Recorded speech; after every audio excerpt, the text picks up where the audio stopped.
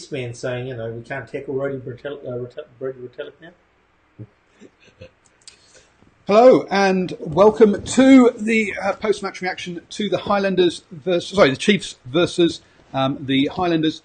It finished 27-30 with a late try to the Chiefs being the deciding. To the Highlanders being the decider. And joining me this evening is Mr. Stephen Harris from Radio Sport. How are you doing, sir? Not too bad at all. Good way to start Super Rugby 2019. Well, I'm not sure from a picking point of view it is, but there we go. Unfortunately, yes, I'm nil from one so far on the old picking, which is sad. Then down the end there, we have our host this evening. Thank you very much for having us. No worries, but Wood has just gone the other wrong way. Okay, fine. So we'll ignore him. If he could die quietly in the corner, that'd be very nice. But I'm one up. You're one up. Yeah. Oh, on the Highlanders. On the old punt for prizes. Yes, yeah. Well done. So yes, I'm not going to win myself I think it's PlayStation this weekend, isn't it? Anyway, there we go. Woohoo! Woohoo! Yes, there you go. So yes, I'm not going to win myself one of those. But I'll win Mike's. There we go. So then this one kicked off to a cracking start. I mean, the Highlanders going over after 2 minutes, but the TMO deciding it was held up. I mean, it was all Highlanders early on, wasn't it? Yeah, a little bit unlucky. You could arguably say they dominated field position for that first 20 odd minutes. Probably just little errors being probably their only real demise during that time. But you've got to give it to the Chiefs. Once they got their opportunities, they just stole 2 tries in a matter of minutes. But those openings... It's amazing, isn't it? So I asked Steve about the first 5 minutes, and he goes and tells us about the entire half. Slow down, cowboy. Deary me. I was just going to say, with the try in the first couple of minutes, the TMOs, 3 TMOs here called it a try. And one of them has gone to bed now. Yeah. Well, yeah. The TMOs that are watching it at home. Yeah, we all thought it was like onto the leg. And then to us, it appeared like enough vision to see the ball going down. Yeah, so I don't think Paul was convincing. No, well, okay. We never actually saw the ball. We never actually saw the ball going down. We saw an arm in the way, and but I'll agree. Looking at the way the question was asked, which was on-field decision try. So with that being that there wasn't anything clearly saying it didn't get down. Therefore, I was expecting a try to be given, but the TMO decided that actually it had been held up. Now we did see it went down on the leg. We then had an arm obscuring it. It looked like that it got further down within touching down, and then when everything cleared away, there was something underneath it. But that something could have got underneath it afterwards and all that kind of stuff. So it could, it looked like it had actually touched the ground, but it didn't. But actually, we have a much more important issue here to discuss before this. Now, one of our bugbears in Super Rugby, and also Mitre 10 Cup for that matter, is shirt clashes. This evening... great start. We didn't have that. Yeah, we should come back. We should have started this, I'm afraid. We've got to give props to the loosest forward on Twitter who nicknamed this Chiefs versus Highlighters, because boy were you could definitely tell who the two sides were with fluorescent yellow for the Chiefs, which is a good thing that we can actually see the differences between the two sides, isn't it? Not going to complain. Not going to complain. No, because as fans, that's what we like. We like to complain. Yep. We're not going to complain about that one. It's a good start. It's a good start to the competition. Good start. Getting the jerseys right. Wait. But if we get into just while we sit here and review Chiefs Highlanders, the next game's got blue jerseys and blue jerseys. So we'll wait with bated breath to see how the Brumbies versus the Rebels go. Basically, in that first period, poor discipline by the Chiefs that was to niggle them the whole way through the game. Really, just kept giving Landers the advantage, but Highlanders weren't clinical in the red zone and just kept giving up ball. Yeah, the Chiefs once again just showed how lethal they are when you turn ball over. And I thought, while it's always hard to single out a player, a guy like Anton Leonard-Brown he was huge, whether it was on defence. He was, but before we get there, whether he was on attack. I was going to throw you Perry Parkinson, because a guy you have been eulogising about for a while now, went over for his, that's got to be his maiden try in Super Rugby, is it? Yeah, you could be right. I can't recall him touching down last year in the few opportunities that he had. But yeah, no, listen, in the main, I thought he had a good game, showed some real good strength. He probably looks like he could probably do it several more Ks on his frame. But on saying that, one thing he did show tonight, he's very tough. Now, look, I mean, exactly. The fact is that, let's not worry about his size at the moment, because what he did show us is that he's got the game. Yeah? And the size will come. The size will come. And but at the end of the day, he's got the game that once the size comes, he's going to be a very valuable player. Look, obviously, early days to say a lethal player, let's say. Yeah. But definitely a very valuable player. And he knows how to do the little sneaky things, as we'll alert to in the game. So, that was like probably about the third attack that the Highlanders had, and they finally got over to take the lead at 7-0. Yeah, and I think it comes back to what you said, is it's like really, although the Highlanders dominated those early phases and finally got the try, they were very disjointed, I felt. I mean, apart from those first couple of minutes to get down there, once they got down there, they really just couldn't seem to mesh it together to take advantage of it until that try. Passes weren't quite accurate, and I thought at times they were, with a couple of the moves that they had, they kind of lost contact with each other, and passes had to be lobbed. I suppose what we're saying, they weren't fluid. And then early season sort of, maybe they should have just stuck with the basics a bit more. And then basically Highlanders' errors continued with a couple of charge downs, and Fadders fumbling over the line to give a 5-metre scrum. A little bit of gamesmanship or professional fouls, we should say, meant that Hemapo was held into the scrum when as a flanker, no one should be touching you. We saw a nice, comfortable stroll over for the number 8. Yeah, it's one of those ones where if you look at how the scrum was actually twisted around, I think you'd find probably both the ARs would have been obscured. Oh, absolutely. And even the referee was really hard to see, unless the likes of Luke Whitelock got in the referee's ear straight away and said, "Hey, listen, one of my players, you had to go upstairs. One of my players was being held in," but it all happened so quickly. Yeah, Jackson signalled the try, and then I think that was the initial start to their momentum, wasn't it? I think, Paul and I agreed during the incident, and I remember a game last year was really crucial. I can't remember which game it was, but I just know that there was a big uproar around it.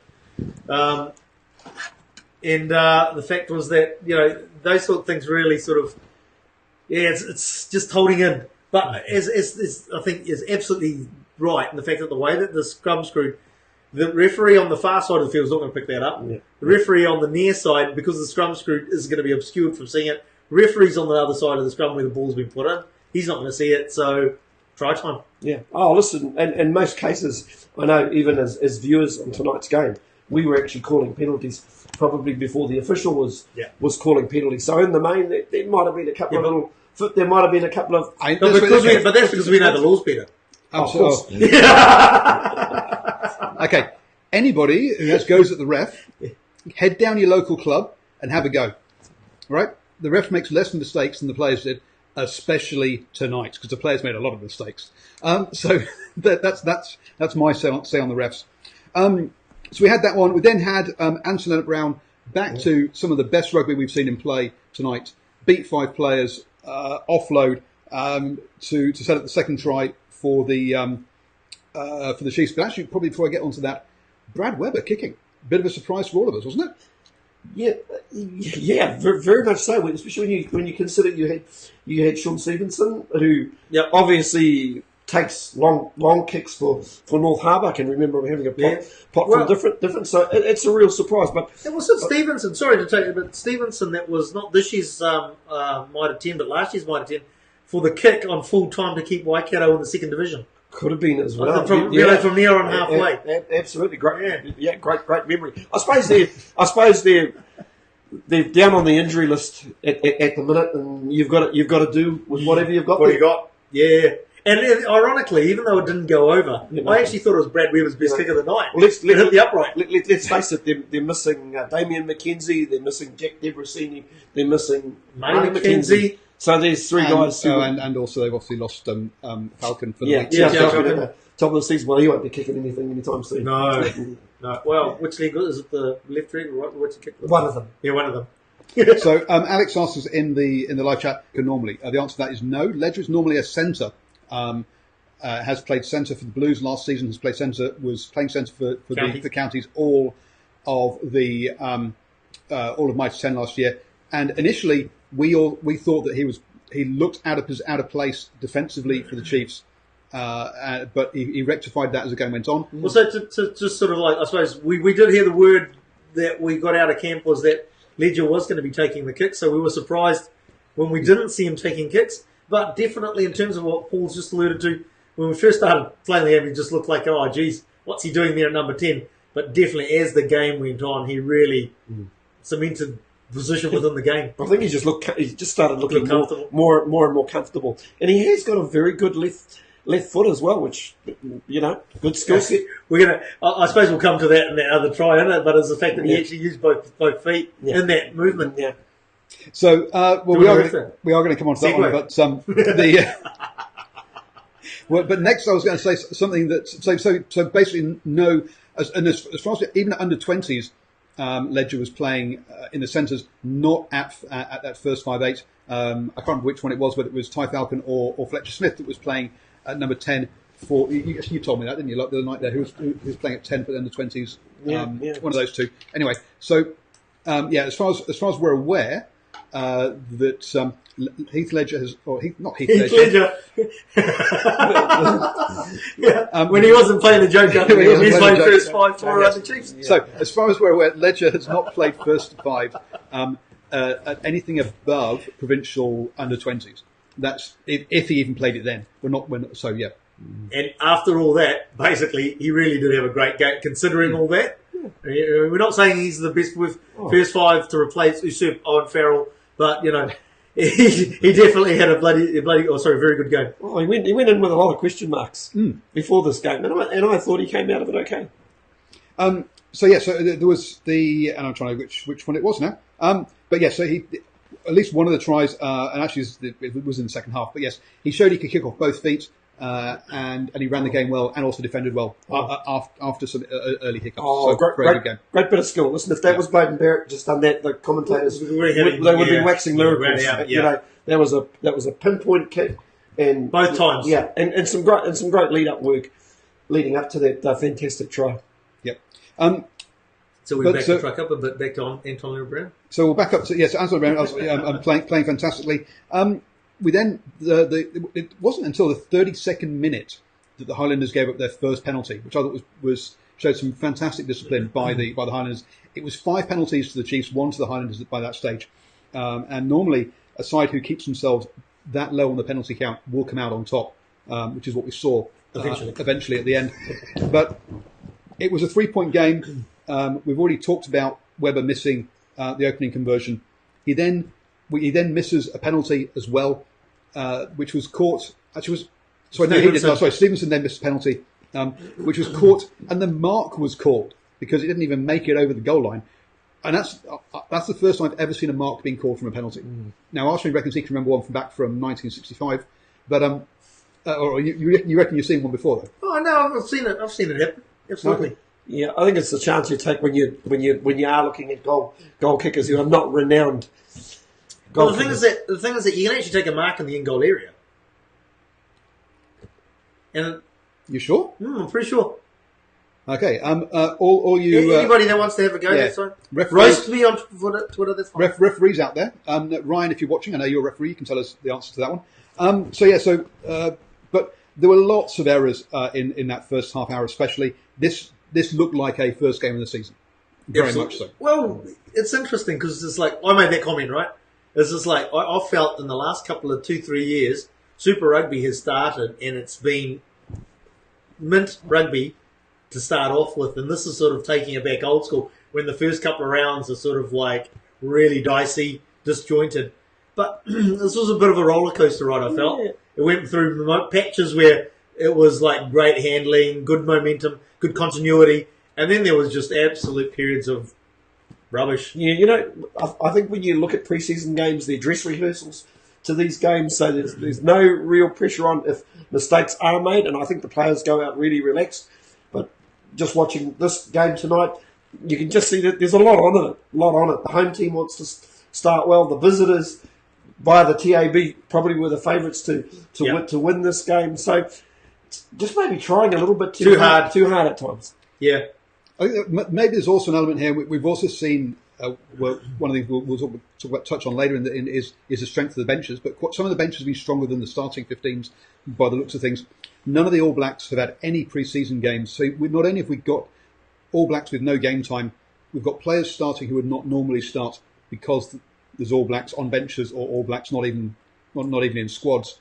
So I think that might also be playing into this as well. Basically we're already seeing the impacts of the Rugby World Cup on Super Rugby squads, and hence the quality of play has dropped off a little bit. And long may that continue for the weekend. We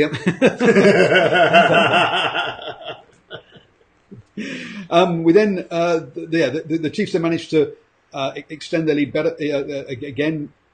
Poor Highlanders exit, the line out from the Chiefs, and then suddenly a break down the left hand side with some wonderful handling.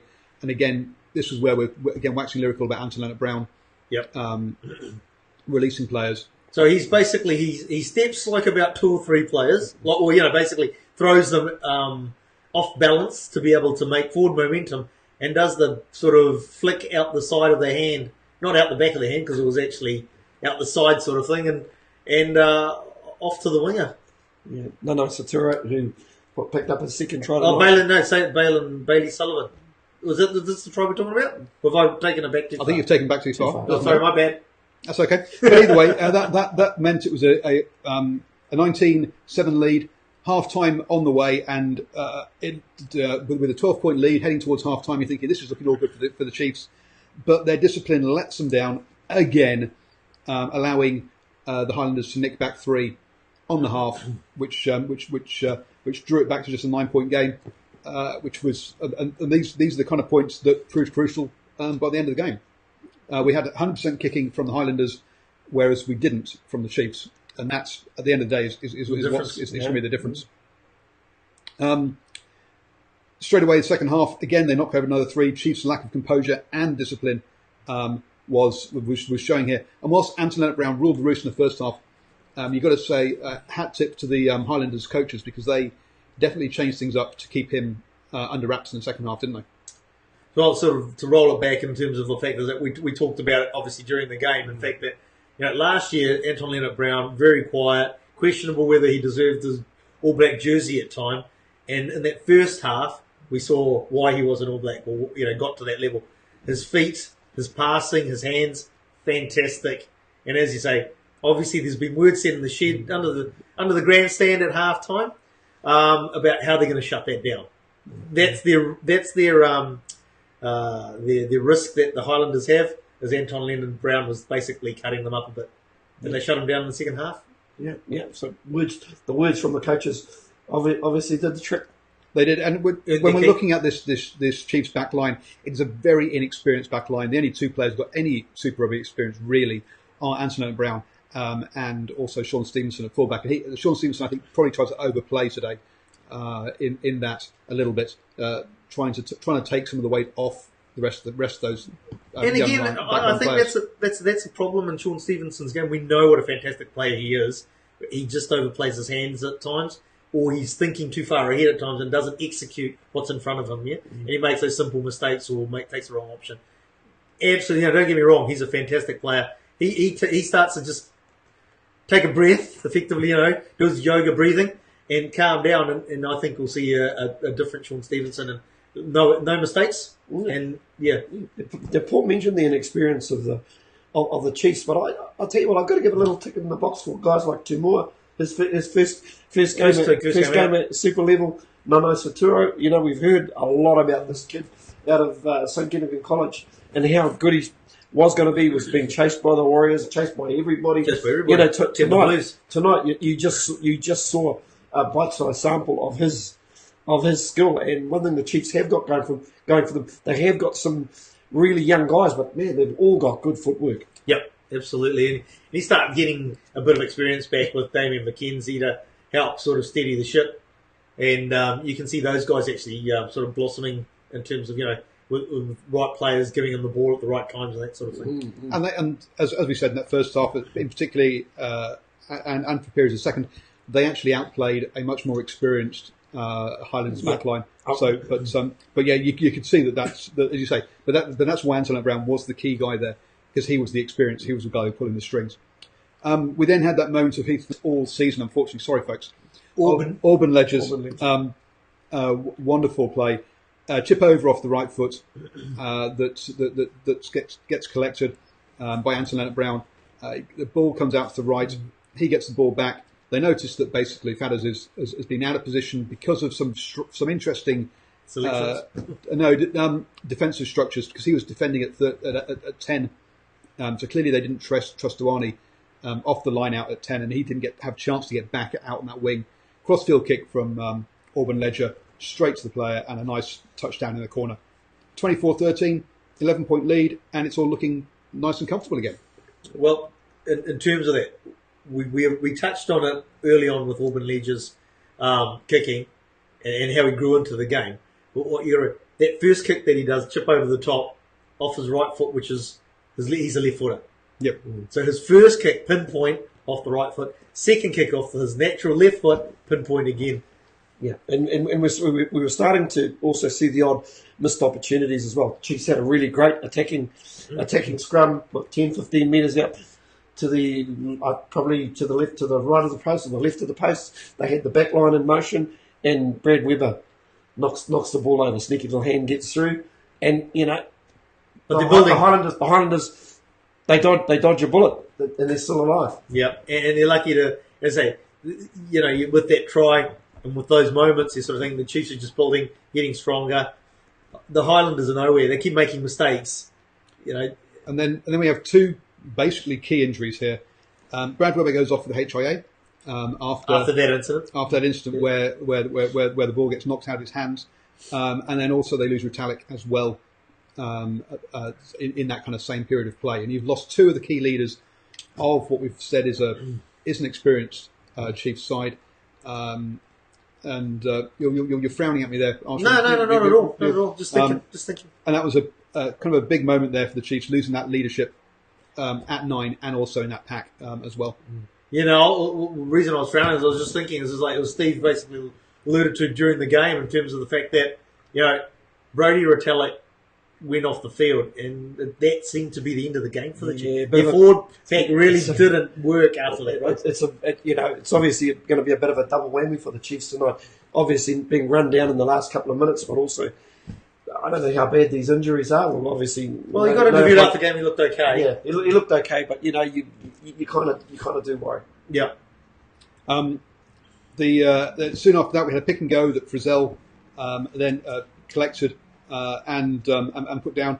And it was during this period, once Webber was off, to sort of control Aaron Smith to a certain degree, but Aaron Smith then managed to basically up the pace of the game for the Highlanders and got them really shifting. Whereas Tarangi, who came on, didn't have the same composure that Webber had to basically run that team. Yeah, I think what Aaron Smith brought to the table, he was able to. We spoke about that link before. He was able to link quickly with speed of pass and find people in space. And whilst it took the Highlanders a while to sort of, they were basically trying to sort of poke their nose through in certain areas.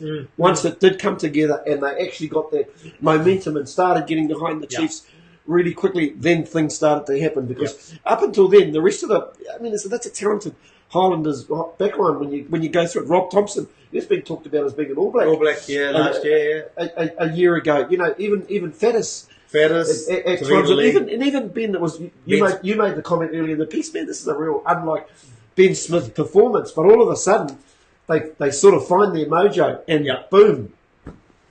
Absolutely. And Alex makes the point. The score was 10-3 to the Highlanders after Retallick left the field. Which is part of it. And that's even with the red card to Tomkinson in there. Now, we're going to disagree about this because we had a heated debate during the game. So I'll give my view first, and then I'll let the boys have their say. So what we saw was Tomkinson, to me, as the ref says, led with the shoulder, and didn't wrap the arms for me. But for me, we saw Retallick basically ducking into the tackle. So hence, I would have gone with probably a yellow rather than the red, because it's basically a shoulder charge tackle. Because I think that by Retallick leaning down into it, that's what he that was kind of what contributed to the incident. But you guys don't fully agree with that, do you? I don't agree how you. I mean to say, I actually agree with everything you've said in and around the process. I just don't really agree with the end result. I don't agree with the end result. A red card, because it's an entertainment business. I know we talk about the welfare of the players, and and I think that's a good thing. But I still think it can be handled with citations or reviews that are made after the game. This is still an entertainment business, and I think it was coming through with the commentators that they were reflecting that it was unfair. But I think they were probably reflecting what a lot of supporters were actually thinking and saying. So the commentators were getting frustrated because they think, hang on, the right outcome hasn't been achieved, but they were saying the wrong things, unfortunately, in terms of what had happened in front of them.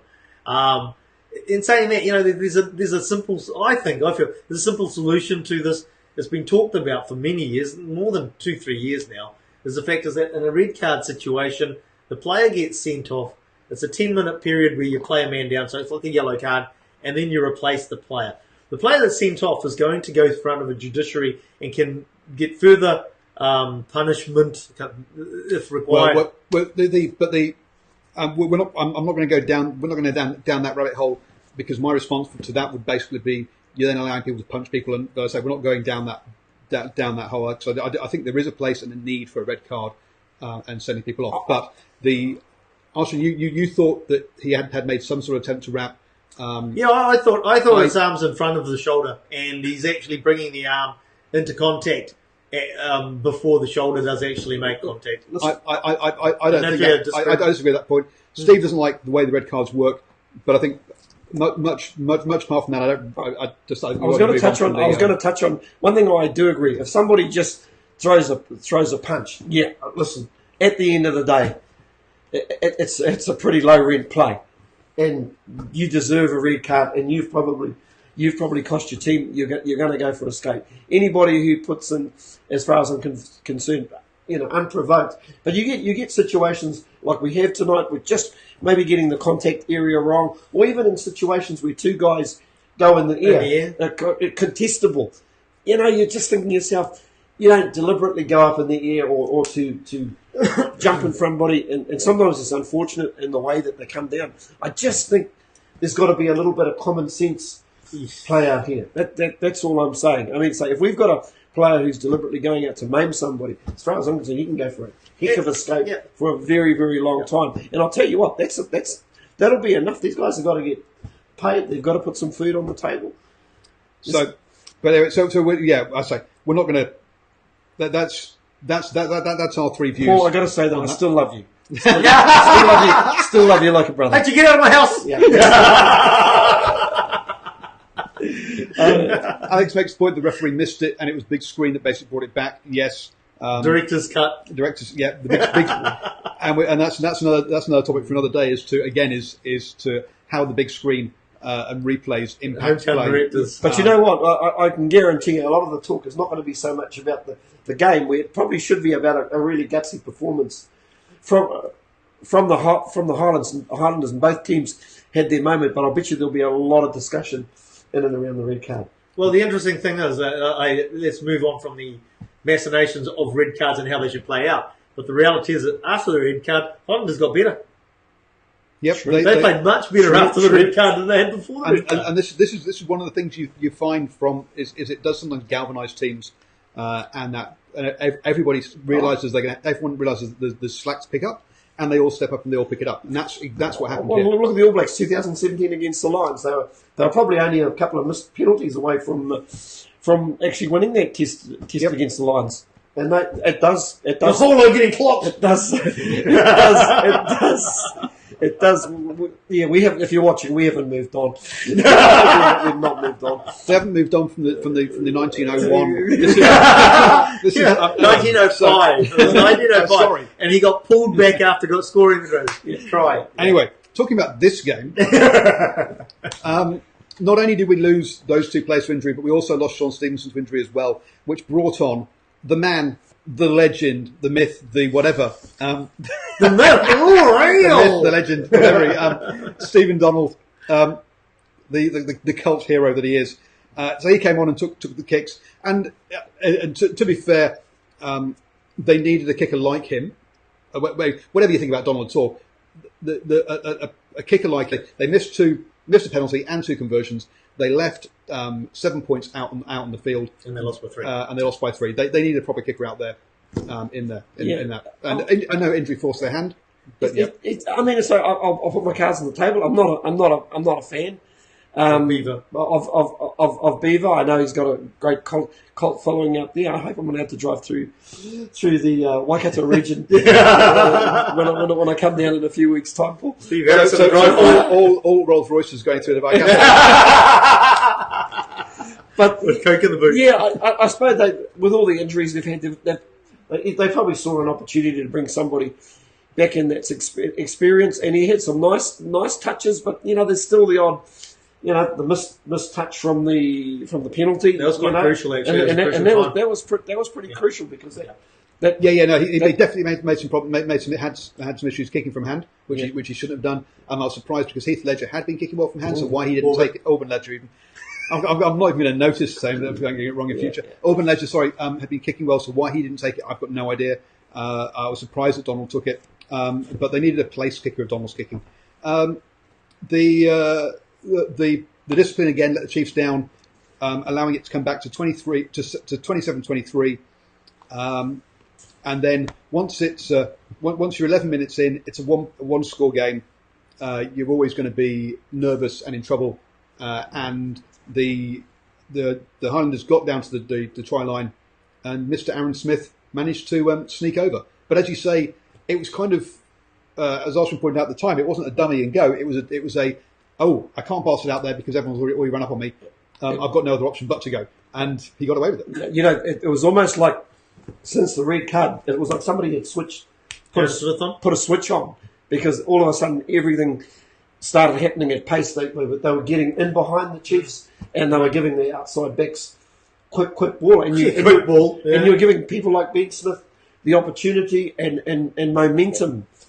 And that's a lethal thing. That's what they operate on, the Highlanders. I mean, they get to the try line, and as I sort of said to Paul in the game, is this fact is that the Chiefs had come up offside anyway. So the passing channel for Aaron Smith had been cut off, and all he had was an option to dive over the line. Mm-hmm. And because the Chiefs are so focused on the bringing the defensive line up onto the back line of the Highlanders, nobody was around the ruck, and it was actually quite a simple dive over the line for him. Yeah, so in both the first and second half, looking at the stats, the Chiefs had the slightly upper hand on both possession and territory, but only a 40% kicking, and that we've talked about already. Other stats, the Chiefs lost a few lineouts, but that was generally in the first half. In the second half, they managed to clean that up. With 13 lineouts and 11 lineouts, there's quite a few kicks to touch. There's quite a few lineouts in this game by both sides. And even though there was a lot of scrappy ones that were run, weren't there? Yeah. Once again, that happened when the changes came about. Well, effectively, you could actually say it was, in fact, it was a classic sort of first game of the season type performance. Yeah. Well, some issues. And listen, some players this evening enhanced their reputation. Obviously, Brody Retallick, we know what he brings to the table. I also thought Tyler Ardron, once again, what we expect. It's kind of what we expect from an international player. But once again, but just tough in contact, yeah. But just the sort of what we've become used to for Tyler Ardron from the previous seasons, is that now we know what he does out there, and that's what he delivers game and game. And that's, it's interesting because that's, as a player in a team, that's what you should be aspiring to, is you're looking at someone like a Tyler Ardron, obviously Brody Retallick, and saying, these guys go out there every game, 80 minutes, putting it out there. Yeah, we've also seen some great skill level from Nathan Harris as Oh, well. He's had some really good touches. Yeah, in up this. the back Just to go through some of the stats for those. So Vitalik 9 carries, Tyler Ardrum 7. So they led the way carrying for the pack. And on their defensive duties, actually it was Boshier who led the way with 14 tackles, but Tyler Ardrum again with 8. Vitalik only with 6, a bit low on the old tackling side of things. But Nathan Harris got through with, and Allardyce both were put up a lot of work there. Attacking, and you were talking about some of these players, but Sullivan, 10 carries for 71 metres. He got through quite a lot of work, quite a lot of metres there. Anton Leonard-Brown, 13 carries, was the top carrier for the Chiefs, and we saw that especially in that first. It'll be interesting with Anton Leonard-Brown breaking it down first half, second half, wouldn't it? It as we said, they really did sort of shut down his time and space for the second half. On the flip it over to the Highlanders side, Whitelock got through a good deal of work with 12 carries, and again, someone you talked about during the game as being a guy who just wasn't making mistakes and was very clean. Oh, he does everything well. He's a guy that, I know in some certain social networks he cops a lot of criticism, but in reality he does most things right. He's supremely fit, and he once again he's got a bit of physicality about him. He's not a big number, right? But man alive, he does hit hard. It's like, we actually talked about Luke Whitelock before the game started, right? And this is interesting because what we said was that he's not necessarily the most skilled player, but what he does do is he does what he does, correct. I want to say 100% of the time. Nobody does it 100% of the time, but his percentage of getting the execution of his skills right is very close to 100%. Yeah. Okay. We've overrun. Just to let you know, it's Brumbies 10, Rebels 5. So we're going to wrap it up so we can get on to watch the next game. Any final points you'd like to make, Marshall? Yeah, I have to say I was surprised that the Chiefs put up the fight they did. So, I think that they'll progress up here from there. Highlanders will take away, basically, we need to make sure we turn our game on straight away. Yeah, I think the Chiefs will view this as a real missed opportunity this evening, especially when the Highlanders went down to 14 men. But once again, the Highlanders just gave you a bite-sized sample of what they bring to the table. What they should be doing. What they should be doing and what they can bring to the table. So you've got to give them credit. They've won away. It's a great start for them. Good start for the Chiefs. They'll improve as they get their players back. And actually, and on that point, one player we should also quickly talk about is Faddis, who played out of position. And we thought that Faddis is a player I love. I interviewed him 3 times during the Mitre 10 Cup, but he did look out of position out on the wing there, unfortunately. He got caught out a couple of times. But that'll be something for the coaching staff. That'll be something, for the balance. And I say, the Chiefs will get better as they get players back. And unfortunately, I'm 0 for 1 so far with picks. But there we go. And 1 for 0. And you're 1 from 0. Thank you everyone for joining us. I will try and be back tomorrow night with the Blues versus the Crusaders, not with these boys, but with Steve from Cornflakes Crib, who we'll have to see whether I get family commitments in the way. And let's go watch the Brumbies versus Rebels. Don't forget to subscribe, like, comment, all of that kind of lovely stuff, and become a patron. Get one of these hats. Patreon.com/DrivingMaul.